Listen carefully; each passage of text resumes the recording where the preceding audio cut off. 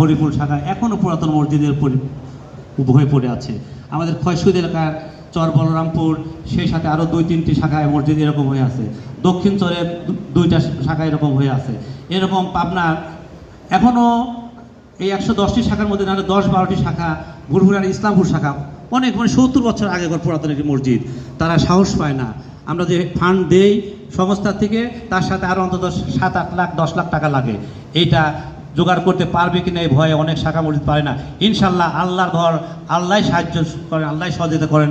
আপনারা চেষ্টা করবেন আমাদের এই যে আমরা যে সুযোগটা পেয়েছি বিভিন্ন সংস্থার মাধ্যম দিয়ে, অ্যাডভোকেট শামসুর রহমান শিমুল বিশ্বাসের মাধ্যম দিয়ে, আমরা এই সব শাখা মসজিদগুলো যেন আমরা আল্লাহর পর ভরসা করে আমরা যেন কাঁধে হাত দেই। আমাদের আহলে হাদিসের কোনো শাখা মসজিদ যেন ভাঙা ঘরে এবং উপরে টিন, চারপাশে জীর্ণাকৃত দেওয়ালের মসজিদ আর না থাকে। ইনশাল্লাহ আমরা আজকে অনুষ্ঠানের সম্মানিত সভাপতি, পাবনা জেলা জমিয়তে আহলে হাদিসের সম্মানিত সভাপতি আলহাজ ইমদাদ হোসেন সাহেবের নেতৃত্বে ইনশাল্লাহ আমরা বলিষ্ঠ ভূমিকা রেখে আমরা সকল শাখা মসজিদগুলো যেন পাকা বিল্ডিংয়ে রূপান্তরিত হয় সেই বিষয়ে আপনাদেরকে আশ্বাস দিচ্ছি এবং সার্বিক সহযোগিতা হবে ইনশাল্লাহ। সেই সাথে আমি আরেকটু তথ্য দিয়ে রাখি, এখানে যেহেতু কুষ্টিয়া, নাটোর, সিরাজগঞ্জ, রাজশাহী এ সকল অঞ্চল থেকে বেশ কিছু ইমাম এসেছেন। আপনাদের ওই সকল অঞ্চলেও অনেক দুর্বল মসজিদ আছে, আপনারা হয়তো টাকার অভাবে করতে পারেন না।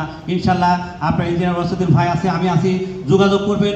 আমরা হয়তো আপনাদেরকে নিয়মগুলি শেখাই দেবো, কীভাবে কোথায় কী করতে হবে বলে দেবো। সেই সাথে আমাদের যতটুকু সম্ভব ইনশাল্লাহ আমরা আপনাকে পথ দেখাই দেবো। আপনারা ইনশাল্লাহ আপনাদের মসজিদগুলো আপনারা সুন্দর করে করার চেষ্টা করবেন। সম্মানিত উপস্থিতি, আজকের অনুষ্ঠানে আমি মঞ্চে আসার আহ্বান জানাচ্ছি নাটোর জেলা জমিয়তের সভাপতি সেক্রেটারি আসছেন কিনা। নাটোর জেলা জমিয়তের একটু আপনি দয়া করে পৃষ্ঠে আসেন, সামনে এসে বসেন।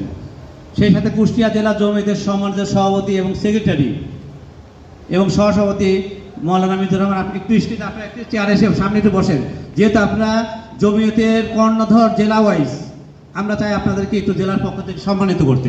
আপনারা আসেন, যখন প্রশিক্ষণ শুরু হবে আপনারা যদি মনে করেন যে সামনে গিয়ে বসে আমরা প্রশিক্ষণটা দেখবো এবং শুনবো, সেটা করতে পারেন, কিন্তু আমাদের পক্ষ থেকে আপনারা দয়া করে একটু আসেন। সেই সাথে আমাদের পাবনা জেলা জমিয়তের